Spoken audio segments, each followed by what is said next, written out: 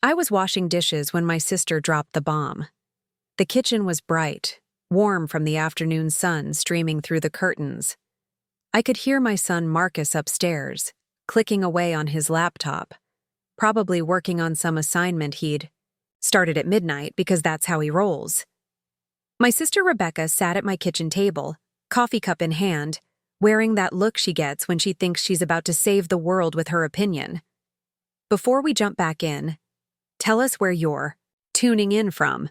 And if this story touches you, make sure you're subscribed, because tomorrow, I've saved something extra special for you. You know he's never going to make it through college, right? She said, not looking up from her phone. Kids like Marcus, they just don't have what it takes. You're setting him up for failure, and honestly, it's cruel. She sipped her coffee, like she'd just delivered some profound wisdom instead of crushing my heart into 1,000 pieces. What she didn't know, what none of them knew, was that Marcus had a secret so big it would change everything they thought they knew about my son, about our family, about what's possible when someone believes in you. Because while my family spent years writing Marcus off, someone else was quietly investing in his future. And when that truth came out on graduation day, it didn't just shock them. It changed how I saw everything about perseverance, love, and the unexpected angels who show up when you need them most. My name is Angela Rodriguez, and I'm a single mother who works 2 jobs to keep our small apartment in Queens, New York. I clean offices at night and work at a local bakery during the day. I smell like either cleaning supplies or fresh bread, depending on the time of day you catch me.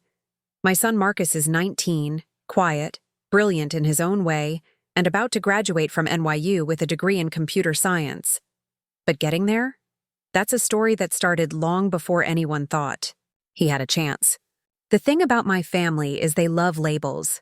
They love putting people in boxes and deciding what those boxes mean for the rest of your life. My brother David is the successful one because he works in finance. My sister Rebecca is the stable one because she married young and had 2 kids by 25. Me? I'm the one who made bad choices. And Marcus? He's been labeled since he was 12. It started when his father left. Just like that, one day he was there, the next he was gone with a note about needing to find himself. Marcus never talked about it, but I saw how it changed him. He became quieter, more withdrawn, spent more time with his books and his computer than with other kids. My family noticed too, but not in the way I hoped they would. He's not like other kids, Rebecca would say, watching Marcus sit alone at family gatherings, absorbed in a book while his cousins played soccer in the yard. He's too sensitive. Boys need their fathers. My mother, Elena, meant well, but her constant worry didn't help. Mijo, she'd tell Marcus, you need to speak up more. Life doesn't reward the quiet ones. And David? David had opinions about everything. The kid needs discipline, he'd announce during family dinners. Too much screen time, not enough real-world experience. Angela, you're raising him to be soft. Preparing and narrating this story took us a lot of time, so if you are enjoying it, subscribe to our channel. It means a lot to us. Now back to the story. But here's what they didn't see. Marcus wasn't soft. He was different, yes, but different in ways that mattered. While other kids were playing video games, Marcus was teaching himself to code. While they were at birthday parties, he was volunteering at the community center, helping elderly residents learn to use computers. He didn't play sports, but he could fix any electronic device you put in front of him. He didn't have a lot of friends, but the ones he had knew they could count on him for anything. I saw all of this.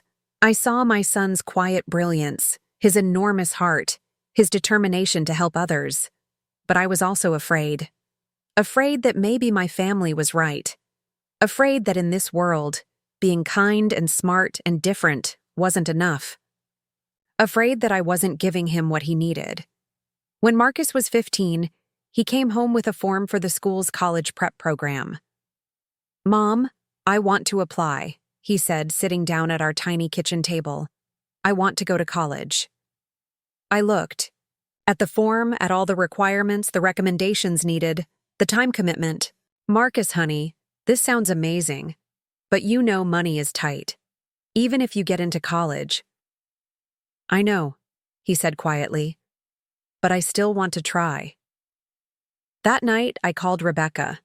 I needed someone to talk to, someone to help me figure out how to support my son's dreams without setting him up for disappointment. College? She laughed. Angela, be realistic. Kids from our neighborhood don't go to places like NYU or Columbia. Marcus is a sweet kid, but let's not give him false hope. Maybe community college, maybe a trade school. Something practical. I hung up feeling worse than before. But Marcus had already started filling out the application. The next few years were a delicate balance of encouraging Marcus while trying to protect myself from the disappointment I was sure was coming. He excelled in the college prep program. His teachers told me he was exceptional, especially in math and science. He started taking advanced placement classes, spending even more hours studying, working on projects that I didn't understand but could see meant everything to him. And my family? They watched from the sidelines with a mixture of skepticism and pity. Poor kid, David would say at family barbecues, watching Marcus on his laptop instead of playing with his cousins. Living in a fantasy world. Someone needs to bring him back to reality. During Marcus's junior year of high school, we attended one of those college information nights. The counselor went through the costs of different universities, and I felt my stomach drop with each number. NYU's tuition alone was more than I made in an entire year, and that didn't include room and board, books, living expenses. I tried to have the talk with Marcus that night. We sat on our couch, his laptop closed for once, my hands fidgeting with the pamphlets from the meeting. Marcus, I need you to understand something about college, I began. It's not that I don't believe in you. You're brilliant, but we need to be realistic about what we can afford. He nodded, but I could see the hurt in his eyes. I know, Mom. I'm going to apply for scholarships, lots of them. And he did. Marcus spent the spring of his junior year applying for every scholarship he could find. Academic scholarships, need-based scholarships, scholarships for first-generation college students, scholarships for students interested in STEM. He wrote essay after essay, filled out form after form, attended interview after interview. Some of them he won.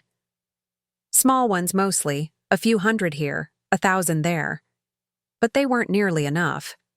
Rebecca visited us during this time, saw the stacks of scholarship applications, the spreadsheets Marcus had made tracking deadlines and requirements. You're enabling this obsession, she told me while Marcus was at school. He needs to accept that college isn't in the cards. There's nothing wrong with getting a job after high school. Lots of people do it.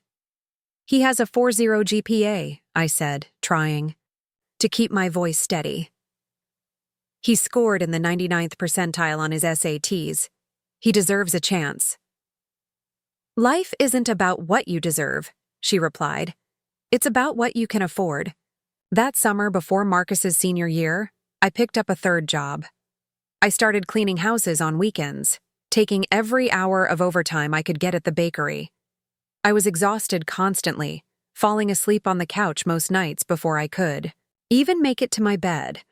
But I was determined to save every penny I could for Marcus's education. Marcus noticed.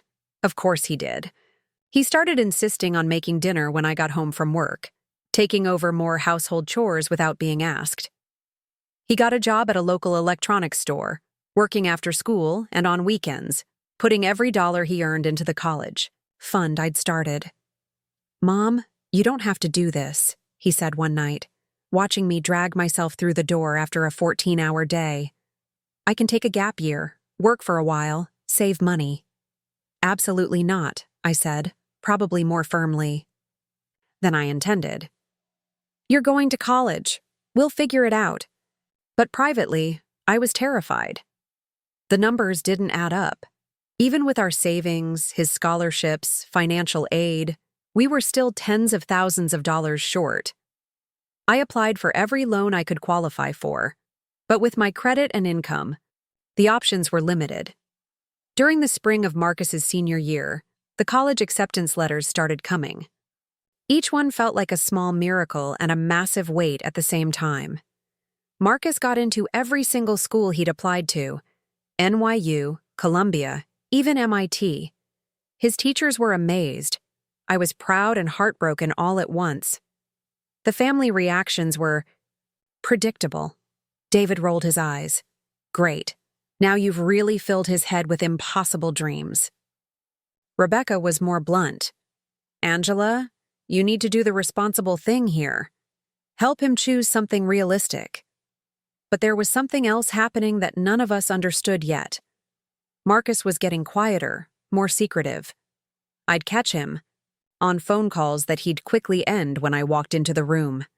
He spent even more time on his computer, but when I'd ask what he was working on, he'd just say school stuff. I assumed it was the stress, the pressure of trying to figure out how to afford college, how to make his dreams work in the reality of our situation. I felt guilty every single day for not being able to give him what he needed.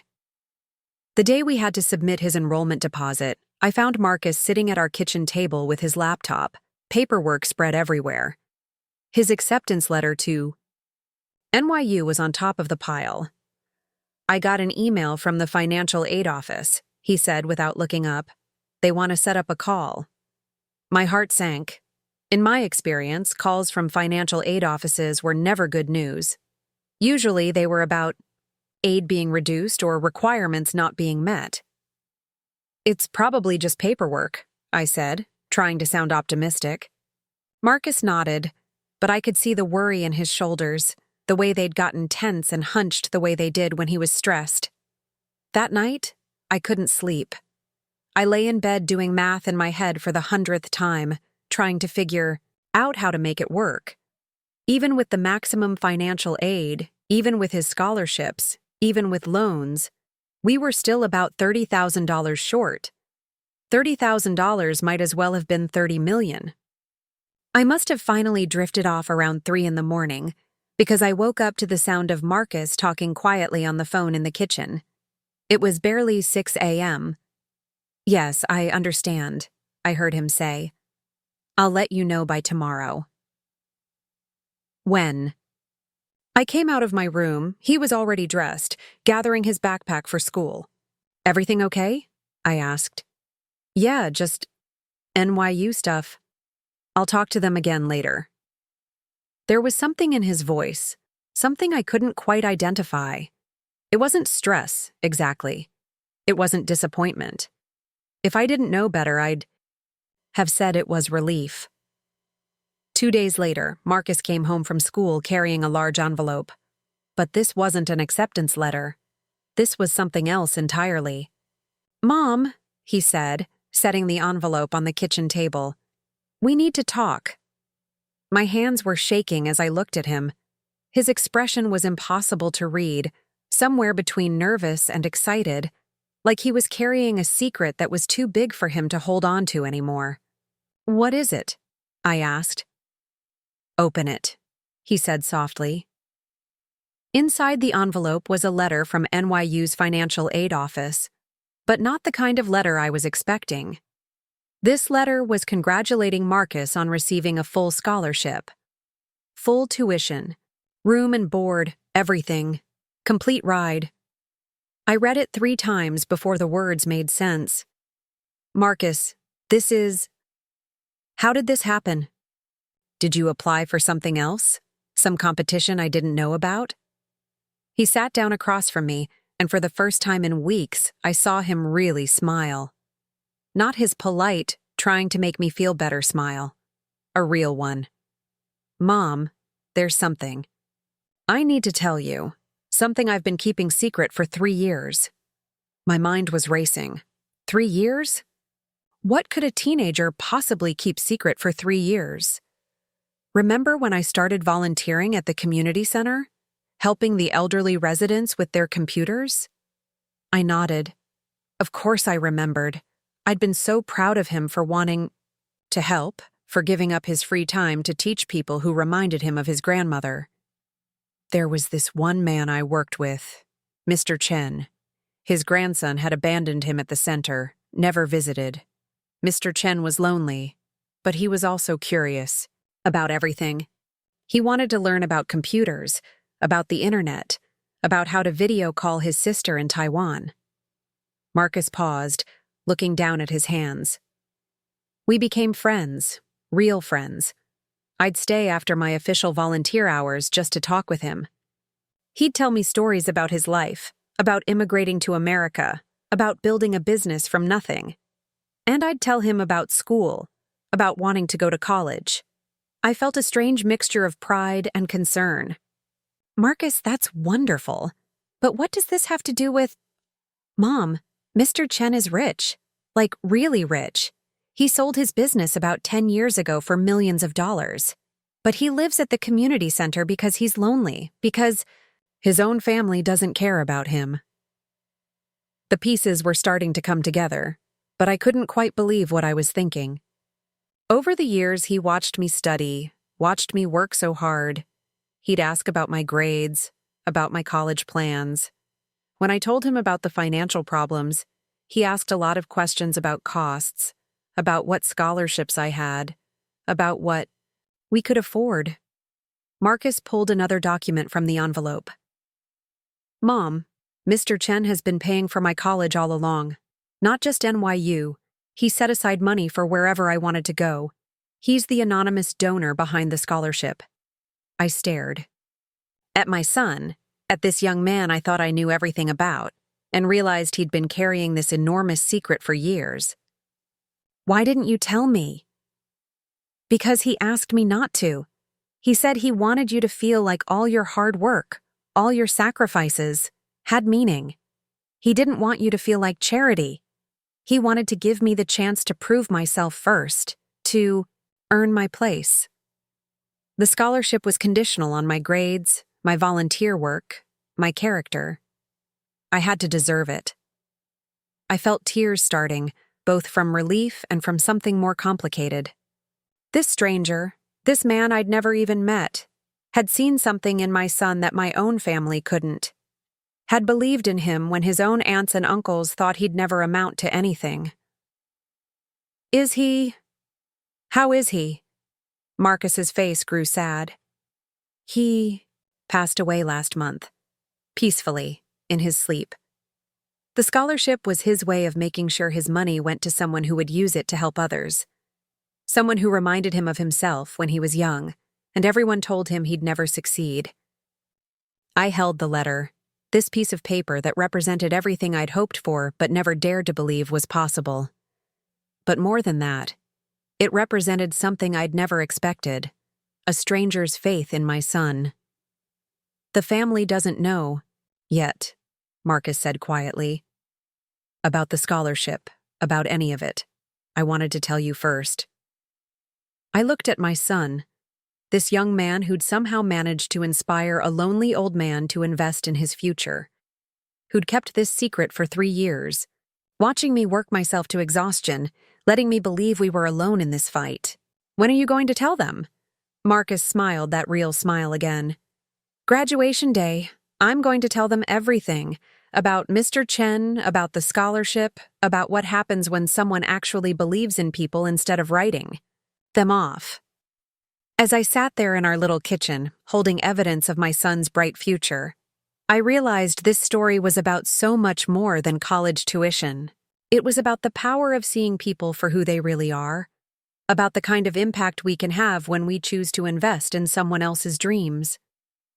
And it was about how sometimes, when your own family fails to see your worth, the universe sends someone else to remind you that you matter. The best part? My family had no idea what was coming. The weeks leading up to graduation were filled with a kind of electric anticipation that only Marcus and I shared. We'd sit at dinner making normal conversation about his classes, his final projects, his upcoming exams. But underneath it all was this secret knowledge that everything was about to change. It was like we were the only ones who knew a surprise party was coming. But first, I had to watch my family continue to underestimate him in ways that made my blood boil. 2 weeks before graduation, we had our monthly family dinner at my mother's house. Elena had invited everyone over to celebrate Rebecca's promotion at work. The whole family was there.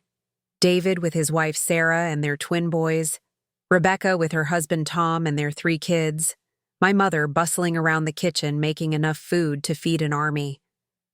Marcus sat at the far end of the table, quietly, eating his rice and beans while the adults talked around him like he wasn't there. This was normal. What wasn't normal was David's sudden interest in Marcus's future. "So, Marcus," David said, cutting into his Pernal, "Rebecca tells me you're still planning on this whole college thing." Marcus looked up, chewing slowly. "Yes." "Which school again?" "NYU." David laughed, but not in a nice way. "NYU, that's like 50 grand a year, right? You know what that means, kiddo. Debt. Massive debt. You'll be paying loans until you're 50. Sarah, David's wife, jumped in. "David's right. College debt is crazy these days. Maybe you should consider something more practical. David has connections at his firm. Probably could get you started in the mailroom. Work your way up." I watched Marcus's face, waiting for him to snap, to defend himself, to tell them about the scholarship. But he just nodded politely and said, "Thanks, I'll think about it." Rebecca couldn't leave it alone. "Marcus, honey, I know your mom has filled your head with these big dreams, but you need to be realistic. Kids from our neighborhood, from our family, we're not college people. We're hard-working people. There's dignity in manual labor, in service jobs." "Like your mom's cleaning job," David added. "Nothing wrong with honest work." The room got quiet. I felt my face burn with embarrassment and anger, but before I could say anything, Marcus spoke. "You're right," he said calmly. "There's nothing wrong with honest work. My mom works harder than anyone I know. She taught me that work has dignity when you use it to build something better." Elena, sensing the tension, tried to change the subject. "Marcus, mijo, how's your volunteer work? Still helping those old people with their computers?" "Yes, abuela, I enjoy it." "Such a sweet boy," she said, patting his hand, "always helping others. But Marcus, you know, sometimes helping too much means not focusing on yourself enough." This time, I couldn't stay quiet. "Marcus has a 4.0 GPA. He's graduating valedictorian. He's been accepted to every school he applied to." David waved his hand dismissively. "Acceptance doesn't mean he can afford it. Angela, you're setting the boy up for heartbreak. He's gotten scholarships," I insisted. "Not enough, I bet," Rebecca said knowingly. "We've all seen the numbers. College costs are insane." Tom, Rebecca's husband, who rarely spoke at these dinners, suddenly chimed in. "My buddy's kid went to community college, then transferred to a state school, saved thousands, ended up in the same place." "Exactly," David said. "There are smarter ways to do this. Marcus, you seem like a practical kid. Don't let pride make you stupid." I looked at Marcus, waiting for him to lose his patience, to finally tell them the truth. But instead, he stood up. "Excuse me," he said quietly. "I need to use the bathroom." He was gone for a long time. Too long.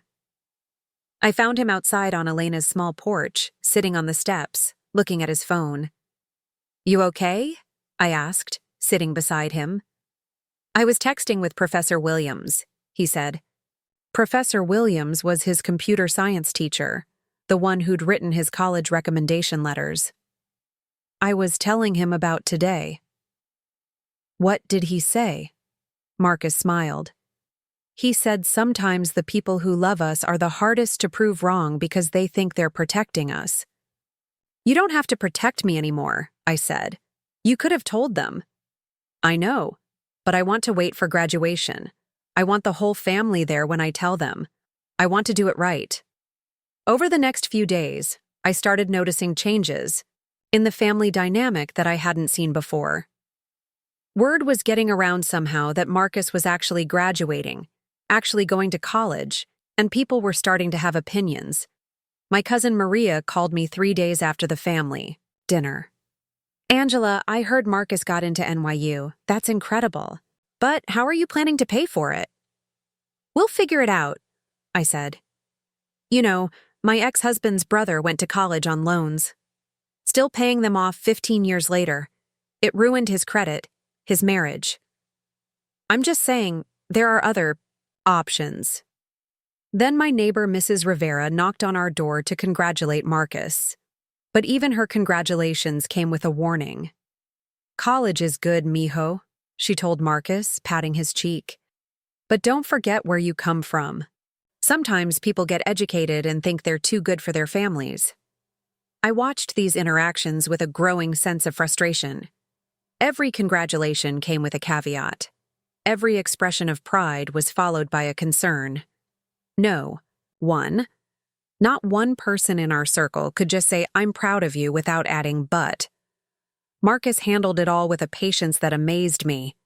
He thanked people for their concerns, nodded at their advice, and never once hinted that he had information they didn't. A week before graduation, I went to his school for the final parent meeting. The principal, Mrs. Henderson, wanted to talk to all the valedictorian parents about the ceremony, about the speech Marcus would give. "Mrs. Rodriguez," she said, pulling me aside after the general meeting, "I wanted to tell you how exceptional your son is. In my 20 years in education, I've rarely seen a student so dedicated, so genuinely interested in helping others." "Thank you," I said, swelling with pride. "You know, Marcus spent every lunch period this year tutoring other students in math and science, for free. He could have been working, could have been focused on his own grades, but he chose to help. His classmates succeed. This was news to me. Marcus had never mentioned tutoring anyone. He also started a computer literacy program for our English as a second language students. He taught parents and grandparents alongside their children. The impact he's had on our community goes far beyond his grades." I walked to the parking lot with tears in my eyes, thinking about my son spending his free time teaching others, building connections, making a difference, while his own family debated whether he was college material. That evening, I confronted Marcus about the tutoring. "Why didn't you tell me?" He shrugged. "It wasn't a big deal. People needed help." "Marcus, you're graduating valedictorian, going to NYU, and you spent your lunch periods teaching math to kids who were failing?" "Mom, when you're good at something, isn't it selfish not to share it?" His question stopped me cold. Here was my son, my supposedly too quiet, too sensitive son, embodying a generosity of spirit that put the rest of us to shame. The night before graduation, Elena called me. "Mia," she said, "I've been thinking about tomorrow, about Marcus. What about him? I think maybe I was wrong. Maybe we were all wrong. That boy, he's special, isn't he?" I smiled into the phone. "Yes, Mommy, he is. You know what I keep thinking about? When he was little, maybe 7 or 8, remember that Christmas when he gave away his favorite toy truck?" I did remember. Rebecca's youngest son had been crying because he hadn't gotten a truck like Marcus's. Without being asked, Marcus had handed over his new toy. He said it was okay because making people happy was better than toys, Elena continued. I thought it was sweet then, but I didn't realize. That's still who he is. He hasn't changed, Mommy. You're just seeing him now. I want to take him somewhere special before the ceremony tomorrow. Just him and me. I want to tell him I'm proud. After I hung up, I found Marcus in his room, finally writing his valedictorian speech. "How's it going?" I asked. "Good. Different than I expected." "Different how?" He paused, looking at his computer screen.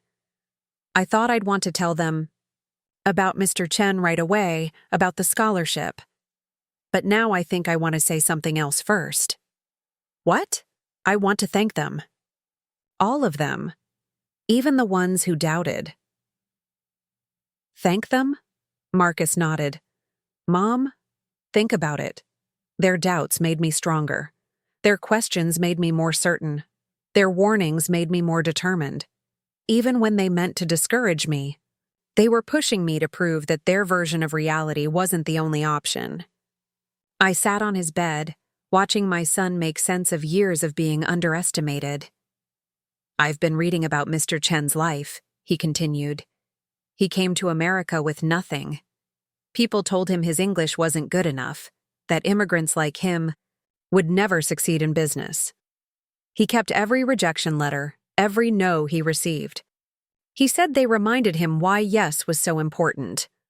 So your speech, it's about possibility, about how the people who love us sometimes love us in small ways because they're afraid of big failures. But that doesn't mean we have to accept their limitations. The next morning, Elena picked up Marcus before I was even awake. When they came back 2 hours later, I'd never seen my mother look so proud. We went to church, Marcus explained. Abuela wanted to light a candle for great-grandma.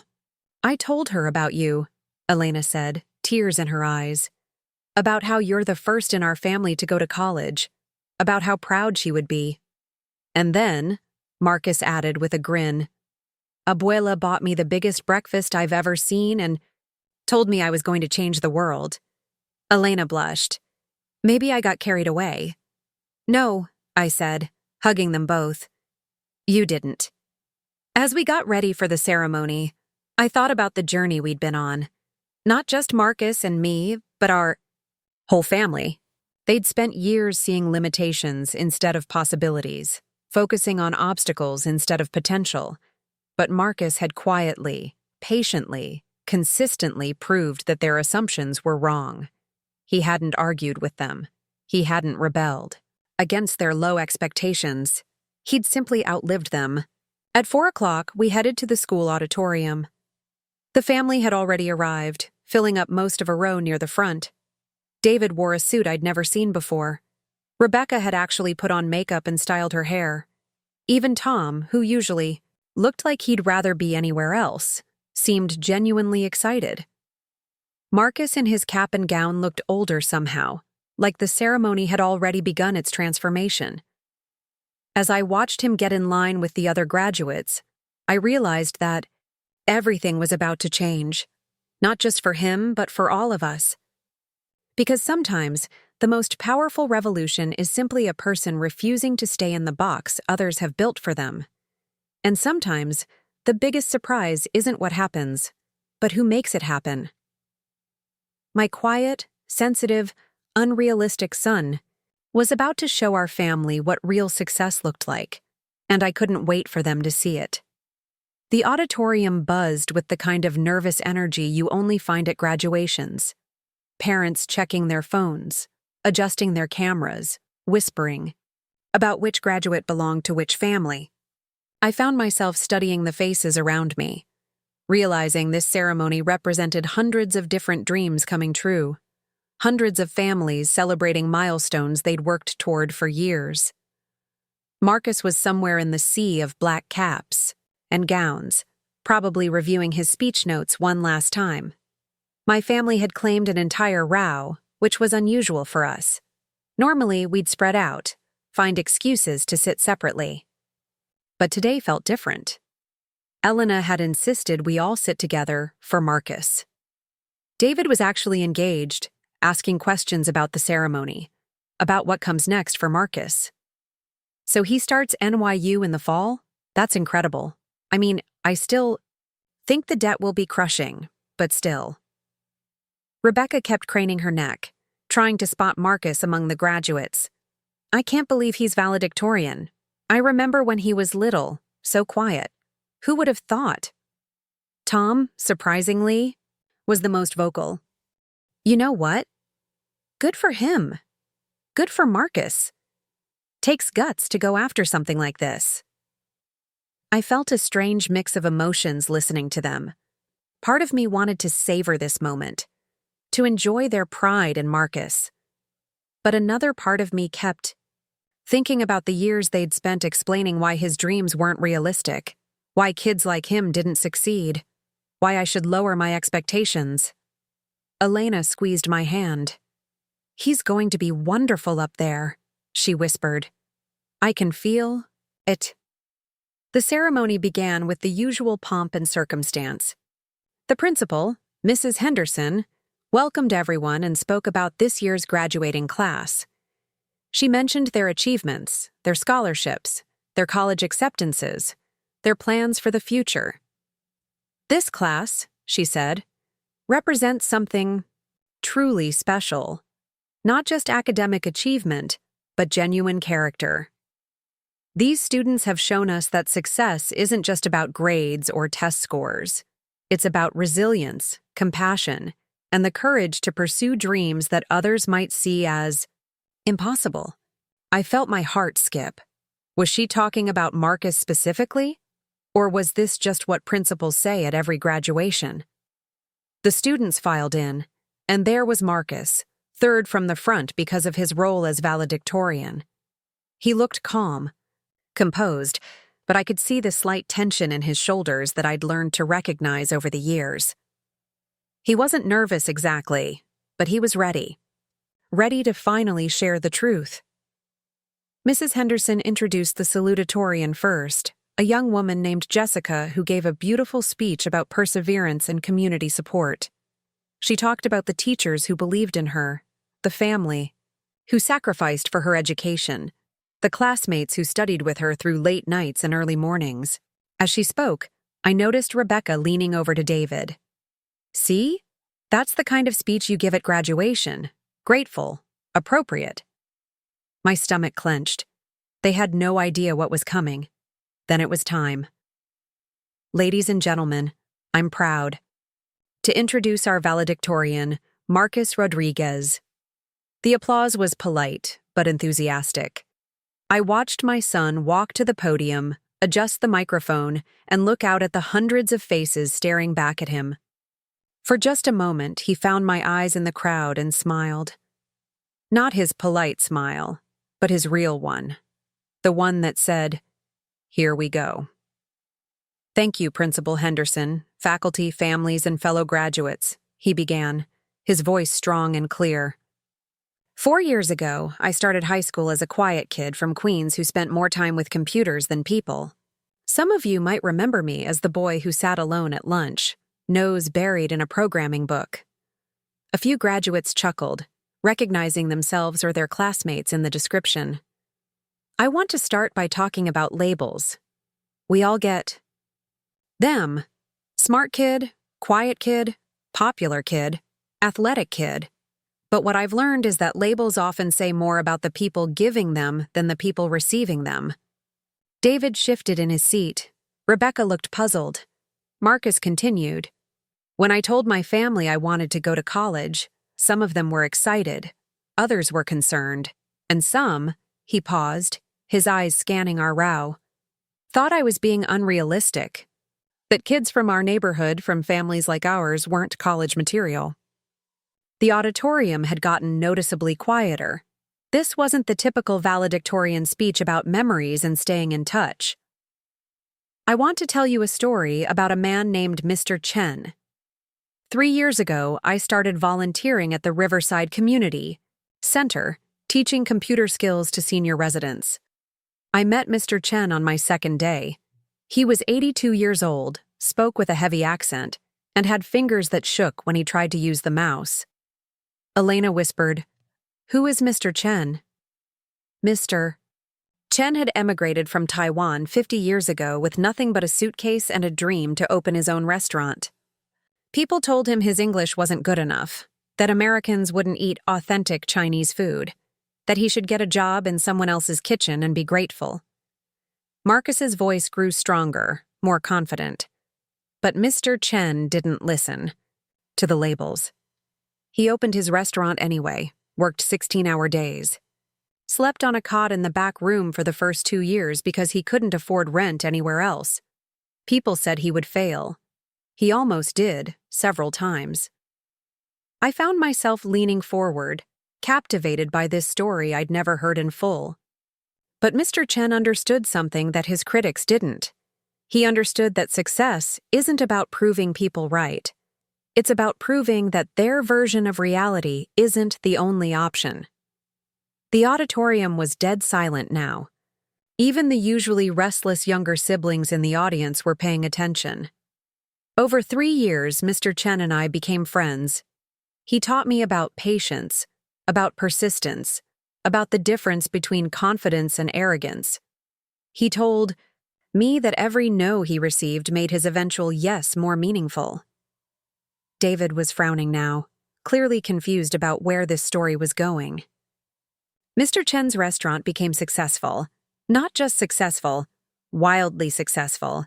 He expanded, opened 3 more locations, then sold the business for millions of dollars. But by then, his own family had written him off. His children were too busy with their own lives. His grandchildren visited once a year, out of obligation more than love. Rebecca was whispering to Elena, "What does this have to do with Marcus?" So, at 82, Mr. Chen was wealthy, respected in his community, but deeply lonely. He chose to live at the Riverside Community Center, not because he had to, but because he wanted to be around people who saw him as more than his success or his past mistakes. Marcus paused, gripping the podium slightly. Mr. Chen watched me, study during our sessions. He'd see me working on homework while helping him with email, reviewing for tests while teaching him to video chat with his sister in Taiwan. He asked me about my plans, my dreams, my fears about college. I could see the recognition dawning in Elena's eyes. When I told him about the financial challenges, about my family's concerns, about how the numbers just didn't add up, he listened. Really listened. Not with judgment, not with advice about being realistic, but with the understanding of someone who'd been told no countless times but found a way to turn it into yes. David had stopped whispering. Rebecca's mouth was slightly open. Last month, Mr. Chen passed away peacefully in his sleep. But before he died, he did something that changed not just my life, but my understanding of what family really means. Marcus reached into his pocket and pulled out an envelope. Mr. Chen established a scholarship, a full scholarship to NYU, room, board, tuition, everything. He chose the recipient based not on test scores or family connections or social media presence, but on character, on resilience, on the kind of quiet determination that doesn't make headlines, but changes lives. The audience was hanging on every word now. The scholarship went to a kid who spent 3 years teaching an elderly man to use Facebook so he could see pictures of great-grandchildren who rarely visited. A kid who stayed late every Tuesday, not because he had to, but because he wanted to. A kid whose own family wasn't sure he'd make it to community college, let alone NYU. Elena gasped. David's face had gone completely white. Mr. Chen taught me that family isn't just about blood. It's about who sees your potential when others see limitations. It's about who invests in your dreams when others focus on obstacles. It's about who believes in the person you're becoming, not just the person you've been. Rebecca was crying now. Not sad tears, but something closer to shock and pride mixed together. I'm going to NYU not because I proved my family wrong, but because a lonely old man proved that believing in someone is the greatest gift you can give. Mr. Chen saw in me what I sometimes couldn't see in myself, that being different doesn't mean being less, that being quiet doesn't mean being weak, that coming from humble beginnings doesn't limit how high you can rise. The applause started slowly, a few claps here and there, then built like a wave. But Marcus held up his hand. He wasn't done. I want to thank my family, yes, even those who doubted, because their concerns made me more determined. Their warnings made me more prepared. Their questions made me more certain of my answers. You taught me that love sometimes looks like protection, even when it feels like limits. Elena was openly sobbing now. David had covered his face with his hands. But most of all, I want to thank my mom, Angela Rodriguez, who worked 3 jobs to save money for a college fund we couldn't afford, who believed in me when believing was hard, who fought for me when fighting was harder. Mom, you taught me that real strength isn't about never falling down. It's about getting back up, every time, with dignity and grace. The applause was thunderous now.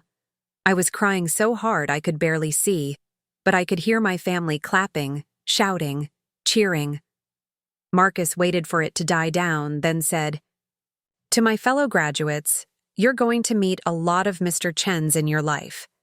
People who see something in you that you might not see in yourself. But you're also going to meet a lot of people who try to convince you that their fears should become your limits. The difference between the two is that one group invests in your possibilities, while the other group is afraid of what your success might mean for their excuses." The crowd was on its feet now.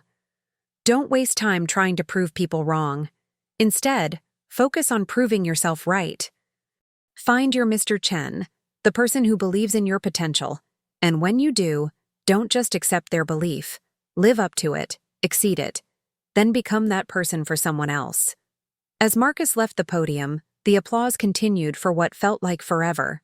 I watched my family's faces transform from shock to understanding, to something that looked like awe. When the rest of the ceremony concluded, and we finally found Marcus outside the auditorium, Elena got to him first. She wrapped him in a hug, so fierce I thought she might break him. "Mijo," she whispered loud enough for everyone to hear, "I am so proud of you. We are all so proud of you." David stood back, like he wasn't sure he had the right to approach. Finally, he stepped forward and said, "Marcus, I owe you an apology. We all do. You're not just going to college. You're going to change the world." Rebecca couldn't speak through her tears, but she hugged Marcus like she was afraid to let him go. Tom, practical Tom, was the one who asked the question we were all thinking. "Marcus, why didn't you tell us? Why keep it secret?" Marcus looked at all of us, his family, these people who'd loved him imperfectly but consistently. "Because I wanted to earn it first. Mr. Chen didn't just hand me money. He invested in my character, my work ethic, my potential. I wanted to prove, to myself, to him, to all of you, that his faith wasn't misplaced." As we walked to the parking lot together, David put his arm around Marcus's shoulders. "You know what? I was wrong about a lot of things, but I was especially wrong about you." "You weren't wrong," Marcus said. "You were just protecting me the only way you knew how." Elena linked arms with both of us. Next family dinner, we're celebrating, properly this time. And as I watched my son, this remarkable young man who'd taught an old stranger to video chat and received a life-changing gift in return, I realized something profound. The story was never about proving family wrong or right. It was about expanding what family could mean, about finding those rare souls who see beyond our circumstances to our possibilities. Mr. Chen had seen Marcus not as a poor kid with impossible dreams, but as a young man with untapped potential. And Marcus had responded by becoming exactly who Mr. Chen believed he could be. Sometimes the greatest gift isn't money or opportunity. It's someone believing in you deeply enough that you start believing in yourself. And sometimes the people who give you that gift aren't the ones you expect. But the most beautiful part? Marcus wasn't planning to keep this gift. He was planning to pass it on. Because that's what Mr. Chen had really taught him. That true success isn't what you achieve for yourself, but what you make possible for others. As we drove home that day, Marcus said something that I'll never forget. "Mom, I want to start a scholarship too. For kids like us. Kids who just need someone to believe in them." And I knew, without a doubt, that he would. Because that's who Marcus is. That's who he's always been. Not the quiet, limited boy my family saw, but the generous, determined young man who changes lives simply by believing in people's potential to be more than their circumstances. The changes in our family didn't happen overnight. Real transformation never does. It unfolds slowly, like a flower blooming, each petal opening when it's ready, not when we demand it to. The day after graduation, David called me. This was unprecedented. David never called. He texted about family events, maybe left voicemails about urgent matters, but a random call on a Tuesday morning? Never. "Angela," he said without preamble, "I need to tell you something. Last night I couldn't sleep. I kept thinking about Marcus's speech, about everything he said. I waited, not sure where this was going. I've been thinking about when Marcus was maybe 12, 13. Remember? That time at Rebecca's house when her computer crashed? She had lost all her family photos, was crying about losing memories of the kids' childhood. I did remember. It had been chaos. Rebecca inconsolable. Tom frustrated because he couldn't fix it. The kids confused about why Mom was crying over a computer. Marcus just quietly asked if he could look at it. We all kind of brushed him off. What could a kid know that Tom didn't? But Rebecca was desperate, so she let him try. David paused, and I could hear him taking a deep breath. 2 hours later, Marcus had recovered every single photo, every video.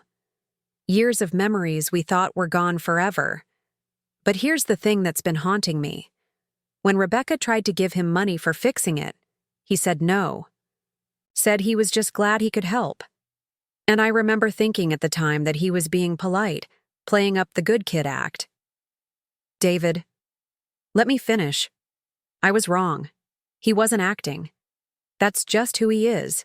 He's always been that kid who sees someone in pain and thinks, how can I help? And instead of recognizing that, instead of celebrating it, I kept waiting for him to disappoint us. I kept looking for proof that he couldn't succeed instead of seeing evidence that he already was. Succeeding. I felt tears starting again. I seemed to cry at least once a day now, but these weren't sad tears. I wasted years, David continued.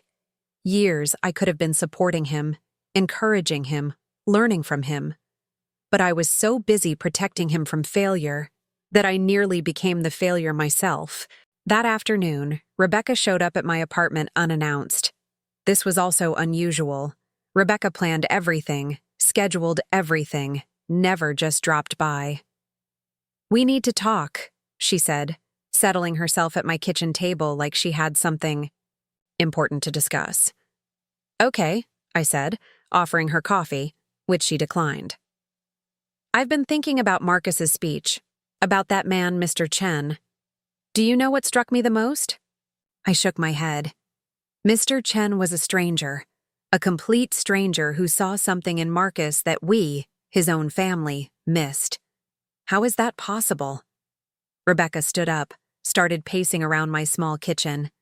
I've been going through old photos, old videos, looking at Marcus over the years. Angela, he's always been extraordinary. Always. Remember when he was 15 and Elena fell and broke her hip? I nodded. Elena had been laid up for weeks, depressed, unable to do the things she loved. Marcus showed up every single day after school. Every day. He'd sit with her, play cards, help her with physical therapy exercises. But more than that, he researched her condition online, found new exercises the doctors hadn't mentioned, printed out articles about nutrition for bone healing. Rebecca stopped pacing, looked directly at me. And when Elena got better, when she was back on her feet, what did Marcus do? He signed up to volunteer at a rehabilitation center because he said, the experience taught him that healing isn't just about medicine, it's about hope. He was 15, Angela. 15, and he already understood things about compassion that I'm still learning. She sat back down, deflated. How did I miss that? How did we all miss that? Over the next few weeks, I watched my family members process their assumptions about Marcus in different ways. Some called him directly to apologize. Others showed their regret through actions rather than words. Elena started telling everyone she met about her grandson who was going to NYU. not just telling, bragging. She carried copies of his graduation, photo in her purse, and showed them to cashiers, bus drivers, neighbors, anyone who would listen. "My grandson," she'd say. "He's going to be a computer scientist, helps people with technology. He's very smart, but more than that, he has a good heart." Tom, who had always been quiet around Marcus, started inviting him to help with projects around the house. Not because he needed the help, but because he wanted to spend time with him, to understand this young man he'd underestimated for so long. "Marcus," he said during one of these work sessions, "I owe you an apology. I let other people's doubts become my own. I should have looked with my own eyes, made my own judgment."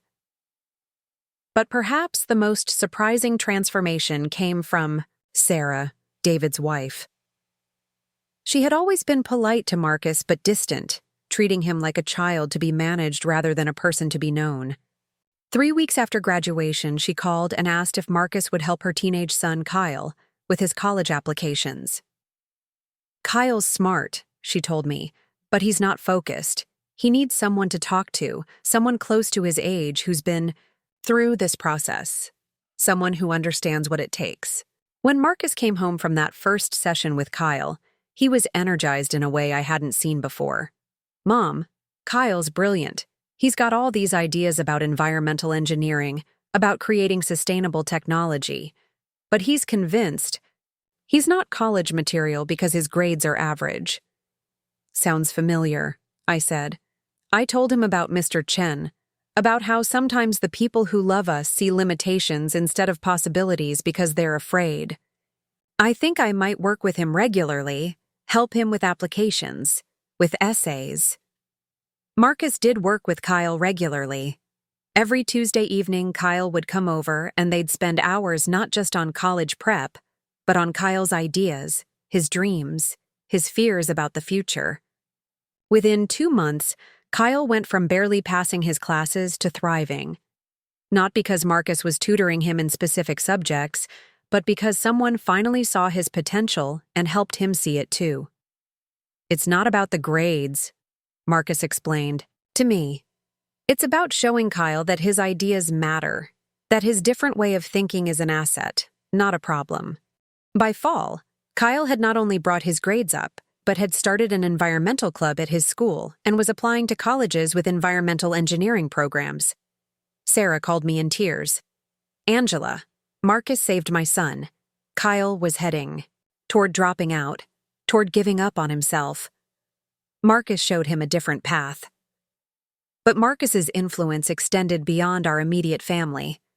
Word spread in our neighborhood about the boy who got a full scholarship to NYU, about his graduation speech, about how he was helping other kids with college applications. Mrs. Rivera, our neighbor, asked Marcus to talk to her grandson who was struggling in school. The owner of the bodega where we shopped asked if Marcus could help his daughter with math. The librarian at our local branch invited Marcus to start a computer literacy program for adults. Each request, Marcus accepted gladly. Our apartment became an informal homework help center. Kids would show up after school, adults would stop by in the evenings. Marcus never charged anyone, never asked for anything in return. "Mom," he told me one evening as we cleaned up after a particularly busy tutoring session, "I understand now what Mr. Chen meant about success. It's not about what you achieve for yourself. It's about what you make possible for others." That fall, when Marcus left for NYU, the goodbye party our family threw was unlike any family gathering we'd ever had. David hired a caterer. Rebecca organized games and activities. Elena made a speech about how proud she was of her grandson. But the most touching moment came when David stood up to make a toast. "Marcus," he said, his voice shaking slightly, "I want to apologize to this room full of people who love you. I want to apologize for nearly missing the miracle that's been right in front of us all along." He paused, looking directly at Marcus. "You taught us that believing in someone isn't about having proof they'll succeed. It's about having faith in who they're becoming. Mr. Chen saw that in you. We should have seen it too. David raised his glass.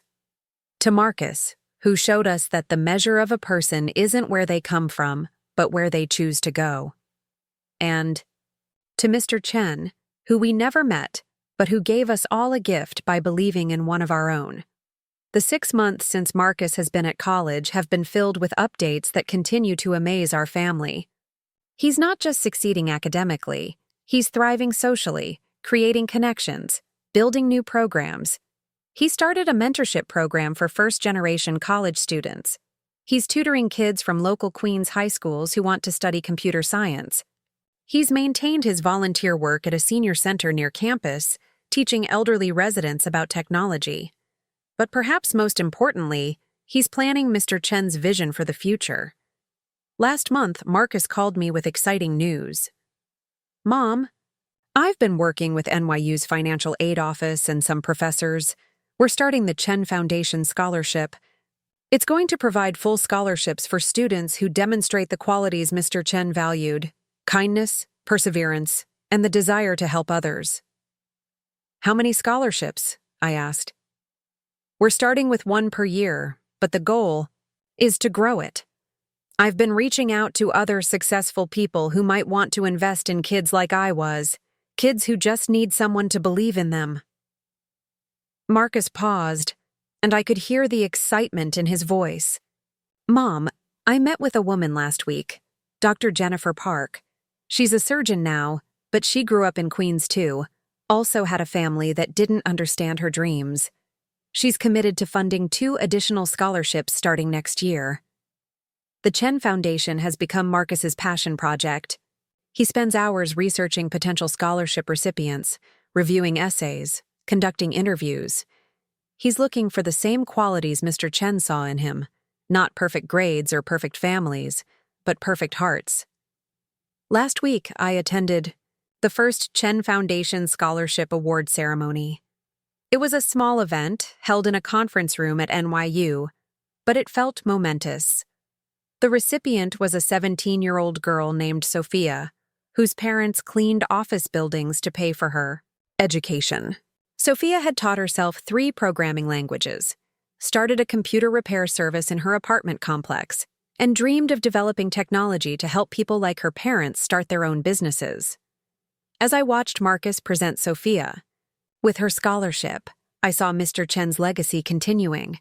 I saw a young man who had received an extraordinary gift passing it on, creating a ripple effect that would touch lives for generations. Sophia cried when Marcus told her about Mr. Chen, about how a lonely old man had seen potential in a quiet boy and changed everything. She promised to honor that legacy, to use her education not just for herself, but to create opportunities for others. After the ceremony, my entire family gathered for dinner. Not because it was Elena's birthday or a holiday, but because Marcus was home for the weekend, and we wanted to be together. The conversation was different now. Instead of gossip or complaints, we talked about dreams, about possibilities, about how we could support each other better. David announced that his company was partnering with the Chen Foundation to provide internships for scholarship recipients. Rebecca had started volunteering at a local literacy center, inspired by Marcus's commitment to service. Elena was taking computer classes at the community center, saying she wanted to understand what her grandson was so passionate about. As I looked around the table at my family, truly looked at them, I realized that Marcus hadn't just changed his own life. He'd changed all of ours. He'd shown us what it means to see beyond limitations, to invest in potential rather than fear failure, to measure success not by what we accumulate, but by what we contribute. The boy they said would never graduate had done more than graduate. He'd graduated with honors, earned a full scholarship, started a foundation, and transformed his family's understanding of what's possible. But more than any of that, he'd proven that sometimes the most profound impact comes not from proving people wrong, but from living so authentically, so generously, that you inspire them to become better versions of themselves. Today, when people ask me about raising a successful child, I tell them it's not about pushing them toward a predetermined definition of success. It's about helping them discover their own capacity for kindness, for perseverance, for seeing opportunities where others see obstacles. Marcus is in his second year at NYU now, maintaining his perfect GPA while balancing his studies with his growing foundation work. He calls me every Sunday, not because he has to, but because he wants to. He tells me about his classes, his friends, his plans for the future. But mostly, he tells me about the kids he's mentoring, the scholarship applications he's reviewing, the lives being changed by the Chen Foundation. He tells me about Sophia, who's thriving in her first year of college and has already started a coding club for girls in her old high school. He tells me about the latest scholarship recipient, a young man named James whose grandmother raised him after his parents died in a car accident. James wants to become a doctor, to work in underserved communities, to be the kind of doctor who sees beyond symptoms to the whole person. "Mom," Marcus said during our last conversation, "Mr. Chen used to tell me that the best investments aren't in stocks or real estate. They're in people. He invested in me, and now I get to invest in others. It's like a gift that multiplies every time you give it away." As I write this, I think about all the Mr. Chens out there, waiting to meet their Marcus. All the families like ours, learning to see beyond their fears to their children's potential. All the young people like Marcus, Sophia, and James, who will take the gifts they've been given and transform them into gifts for others. The story that began with a family dismissing a boy's dreams has become a story about the power of believing in someone completely, the ripple effects of that belief, and how sometimes the people who surprise us most are the ones we thought we knew best. Marcus proved that what matters isn't where you start, but how you choose to finish. And sometimes the most beautiful endings are really just beginnings in disguise. If you have a Marcus in your life, a dreamer, a helper, a quiet revolutionary, invest in them, believe in them, see their potential even when they can't see it themselves. Because you never know how many lives you might touch through the life you choose to believe in. And if you are a Marcus, remember this: your quiet strength is not a limitation. Your different perspective is not a flaw. Your dreams are not too big for someone from your circumstances. You just need to find your Mr. Chen, or better yet, become one for someone else. Because the most powerful transformations happen not when we prove others wrong, but when we live so fully, so generously, that we inspire everyone around us to believe in bigger possibilities. Marcus didn't just graduate despite his family's doubts. He graduated in a way that transformed those doubts into hope, not just for him, but for everyone whose life he touches.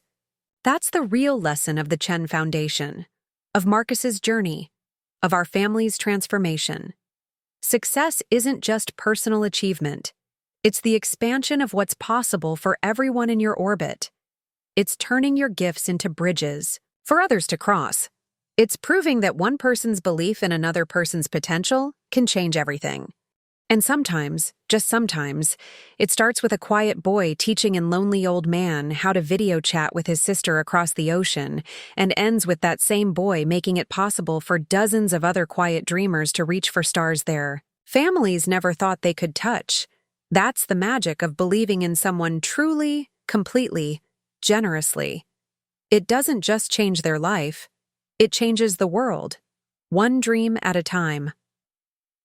3 years after Marcus's graduation, I received a phone call that would forever change how I understood the true reach of my son's impact. It was a Tuesday morning, and I was getting ready for my shift at the bakery when my phone rang with an unfamiliar number from California. "Mrs. Rodriguez?" The voice was warm, professional, with a slight accent I couldn't place. "My name is Dr. Amara Okafor. I'm calling about your son Marcus." My heart immediately jumped to panic mode. Had something happened to him? Was he in trouble? "Is he okay?" I asked quickly. "Oh yes, he's perfectly fine. I'm calling because I wanted to share something with you. Marcus probably hasn't told you about me. He's remarkably humble about his influence, but he's changed my daughter's life, and I wanted you to know." Dr. Okafor went on to explain that her daughter, Zara, had been one of the recipients of the Chen Foundation scholarship 2 years prior. But the story went deeper than just financial assistance.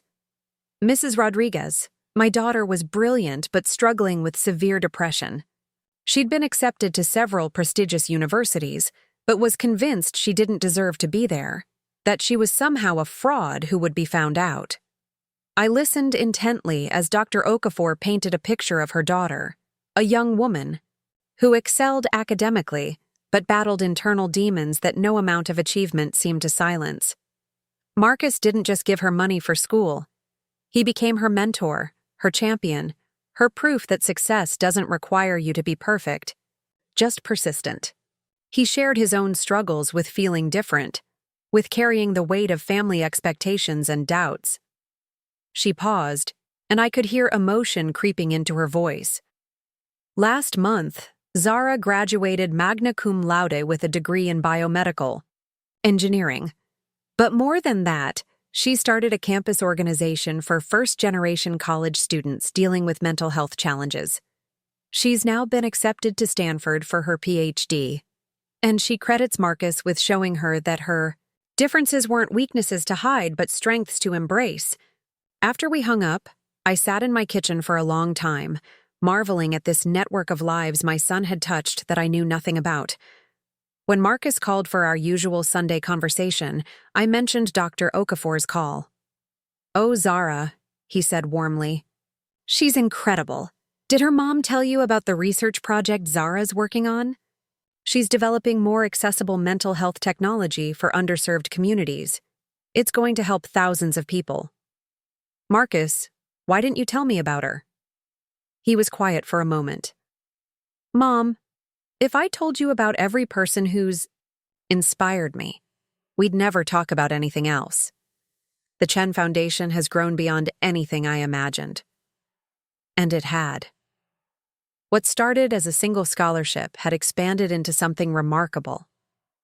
The foundation now offered 20 full scholarships annually, had established partnerships with community colleges for transitional support, and had created a network of mentors, all Chen Foundation alumni who worked with new recipients.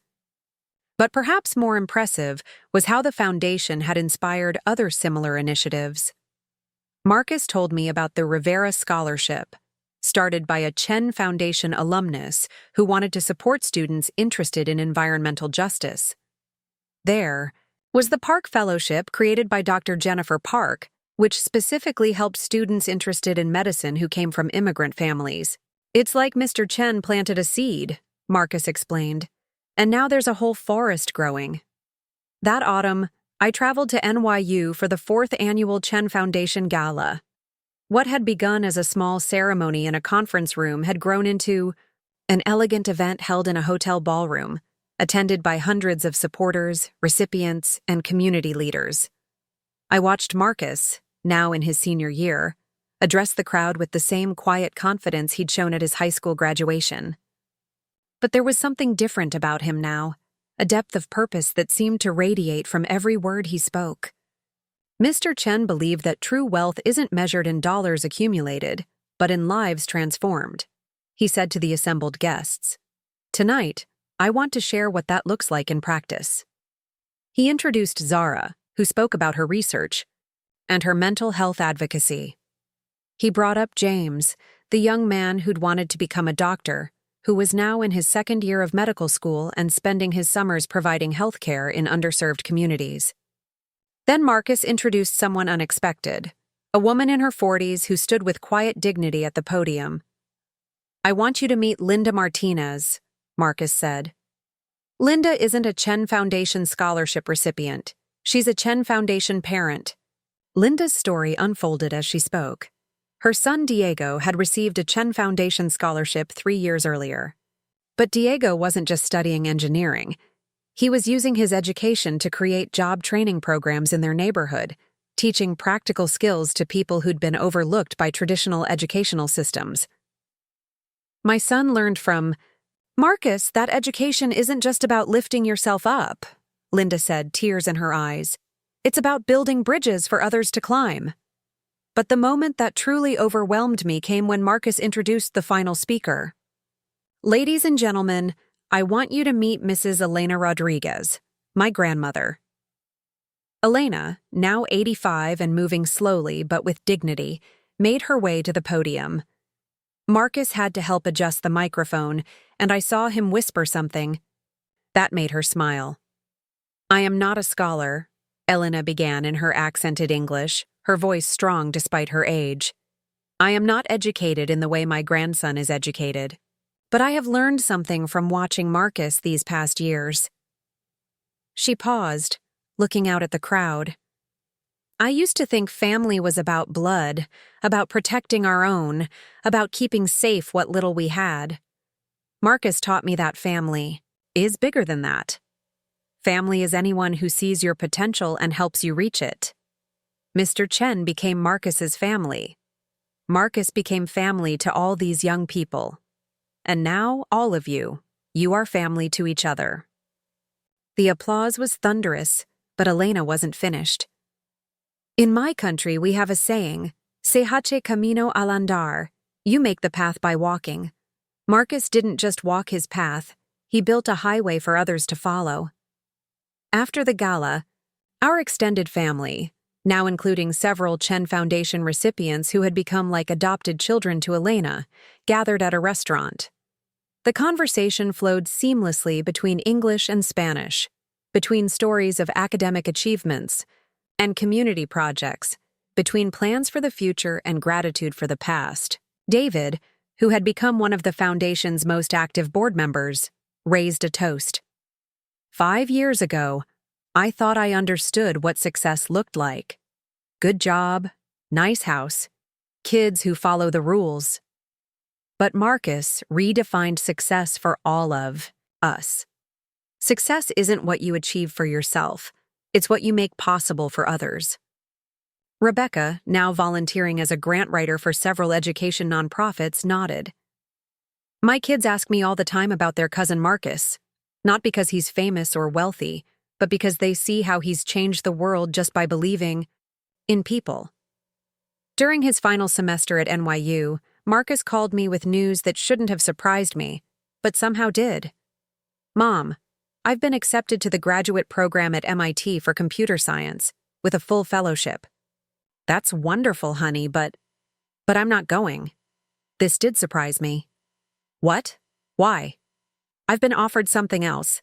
The Chen Foundation has grown enough that it needs a full-time director. The board wants me to take the role after graduation. I was quiet, processing this information. Mom, I could go to MIT, continue my education, maybe become a professor or work for a tech company. But the foundation is at a crucial point.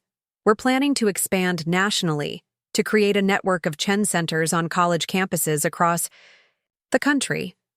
I can't think of anything I'd rather do with my life than this.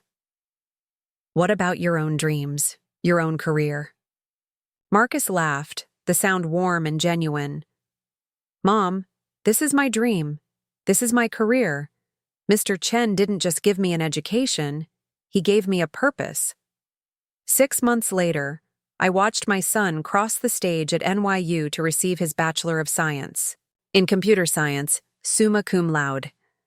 But the diploma felt almost secondary to what he was really graduating into, a lifetime commitment to expanding opportunities for others. The changes in our family over these years had been profound. David had left his high-pressure finance job to start a nonprofit focusing on financial literacy in underserved communities. He said watching Marcus had made him realize that making money wasn't nearly as fulfilling as helping others make lives. Rebecca had gone back to school herself, earning a degree in social work. She now ran a program helping immigrant families navigate the education system. Marcus showed me it's never too late to find your real calling, she told me. Even Tom had been transformed. Still the quiet one in the family, he had started teaching weekend carpentry classes at the community center, passing on practical skills to young people who might not be college-bound but deserved respect and opportunity just the same. Elena, despite her age, had become the unofficial grandmother to dozens of Chen Foundation recipients. Her apartment was always full of young people seeking advice, a home-cooked meal, or just the comfort of someone who believed in them unconditionally. 1 year after Marcus took over as director of the Chen Foundation, I received an invitation that brought tears to my eyes. It was an invitation to the opening of the first Chen Center, located at a community college in Detroit. The center wasn't just an office or a scholarship program. It was a comprehensive support system, offering mentoring, tutoring, career, counseling, mental health resources, and community connection for students who were the first in their families to pursue higher education. At the opening ceremony, I met dozens of Chen Foundation alumni who had returned to volunteer, to mentor, to give back to the program that had changed their lives. The ripple effects were everywhere. I met a young man named Carlos who had graduated with a degree in education and was now a high school principal in his hometown, transforming a failing school into a place of hope. I met Aisha, who had used her engineering degree to start a company creating affordable housing solutions for low-income families. Perhaps most moving was meeting the first second-generation Chen Foundation recipient, Sophia's younger brother, who had been inspired by his sister's journey to pursue his own education in social work. During the ceremony, a video message played from Dr. Jennifer Park, now head of pediatric surgery at Johns Hopkins. She announced the creation of the Park Chen Initiative, a program that would train first-generation college students to become mentors and counselors for others following in their footsteps. Marcus Rodriguez taught us that receiving help isn't the end of the story, she said in the video. It's the beginning of a responsibility to pass that help forward. As I listened to speaker after speaker, as I watched young people who had been written off by traditional systems thriving and leading and changing their communities, I understood something profound about the true nature of transformation. Marcus hadn't just been changed by Mr. Chen's generosity. He had become an agent of change himself. But more than that, he had created a system that would continue changing lives long after he was gone, that would multiply and expand in ways none of us could have imagined. During the reception, a young woman approached me. She was probably in her early 20s, well-dressed, confident, with the bearing of someone used to being heard. "Mrs. Rodriguez, I'm Sarah Chen, Mr. Chen's granddaughter." I was stunned. Marcus had never mentioned that Mr. Chen had family in the United States, had never said anything about meeting them. "I wanted to thank you," she continued, "and to share something with you. My grandfather left detailed journals about his friendship with Marcus. He wrote about their conversations, about watching Marcus grow, about his decision to create the scholarship." She handed me a leather-bound book. My family. We weren't close to grandfather. We were busy with our own lives, our own success. We thought he was just a lonely old man living in a community center. Sarah's voice grew emotional. Reading his journals, understanding what Marcus meant to him, what he meant to Marcus, it changed how we see everything. My grandfather found in Marcus the family connection he was missing with us. And Marcus honored that gift in a way that made grandfather's generosity immortal. That night, in my hotel room, I read through Mr. Chen's journals. Page after page of observations about Marcus, pride in his accomplishments, hope for his future. But what struck me most were the entries about their conversations. Marcus had told Mr. Chen about our family, about feeling different, about carrying the weight of others' doubts. And Mr. Chen had shared his own stories of being dismissed, of having people underestimate him because of his accent, his age, his background. "The boy reminds me of myself at his age," one entry read, "full of potential that others cannot see. But unlike me, he has kindness without bitterness, hope without naivety. He will do more than succeed. He will elevate others." Another entry, dated just weeks before Mr. Chen's death, read, "I have been blessed to see Marcus become everything I believed he could be. But more than that, I have been blessed to see him help others believe in themselves. This is how we live. Forever. Through the lives we touch, the dreams we make possible, the hope we pass forward. The final entry was dated the day before Mr. Chen died. If I have done one thing right in this life, it was believing in Marcus Rodriguez. Not because of what he has achieved, but because of who he has always been. A boy who sees the best in people, who lifts others without diminishing himself, who understands that true success is measured not in personal gain, but in collective elevation. He has made my investment worthwhile 1,000 times over. Today, as I write this, Marcus is in his 3rd year as director of the Chen Foundation. The organization now operates in 15 states, has awarded over 300 full scholarships, and has created a network of support that extends far beyond financial assistance. But numbers only tell part of the story. The real measure of the foundation's success is in the lives changed, the communities transformed, the families like ours that learn to see beyond limitations and invest in possibilities. Marcus still calls me every Sunday. He still comes home for family dinners, where our table now regularly includes Chen Foundation recipients, mentors, board members. A family expanded beyond blood relations to include anyone committed to lifting others up. Elena, now 88, still holds court at these dinners, dispensing wisdom and encouragement to young people who remind her of Marcus when he was their age. "You all have the same light in your eyes," she tells them. "The light of someone who knows their purpose." Last month, Marcus told me about the Foundation's newest initiative, the Chen Leadership Academy, a summer program for high school students that combines academic preparation with community service and leadership development. "We're not just preparing them for college anymore, Mom," he explained. "We're preparing them to change the world." And that's exactly what they're doing. One scholarship, one mentorship, one act of believing in someone's potential at a time. The boy who was told he'd never graduate has created a legacy that will outlive all of us. But more than that, he's proven that the most powerful force in the world isn't money or connections or even talent. It's believing in someone so completely that they learn to believe in themselves.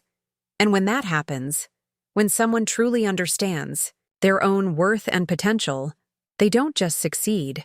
They create a chain reaction of success that touches lives in ways we can't even imagine. That's the real lesson of Marcus's story, of the Chen Foundation, of our family's transformation. We all have the power to be someone's Mr. Chen. We all have the opportunity to see potential where others see limitations, to invest in dreams that seem impossible, to believe in people before they believe in themselves. The question isn't whether you can afford to believe in someone. The question is whether you can afford not to. Because sometimes, just sometimes, that belief changes everything. Not just for them, but for you, for your family, for your community, for the world. And that change starts with a simple choice: to see someone not for where they are, but for where they could go. To invest not in certainty, but in possibility. To plant seeds of belief that will grow into forests of transformation. That's what Mr. Chen did for Marcus. That's what Marcus does for others. And that's what any of us can do, if we choose to see beyond the surface to the soul, beyond the limitations to the light. Because in the end, we don't remember people for their perfect families or their perfect starts. We remember them for what they did with what they had, for how they lifted others, for the light they left behind.